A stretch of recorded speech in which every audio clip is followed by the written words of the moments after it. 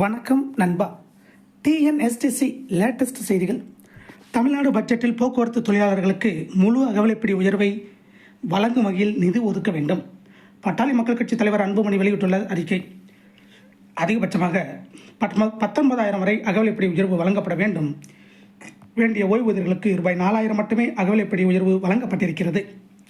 2025-26 ஆண்டுக்கான தமிழக அரசின் நிதிநிலை அறிக்கை தமிழக சட்டப்பேரவையில் அடுத்த மாதம் தாக்கல் செய்யப்பட உள்ள நிலையில் போக்குவரத்து கழக ஓய்வூதியர்களுக்கு முழு அளவு அகவிலைப்படி உயர்வு வழங்குவதற்கு அதில் நிதி ஒதுக்கீடு செய்யப்பட வேண்டும் என்று உயர்நீதிமன்றம் ஆணையிட்டிருக்கிறது.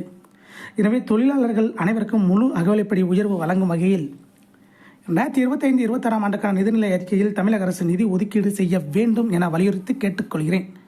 இவ்வாறு அதில் குறிப்பிடப்பட்டுள்ளது.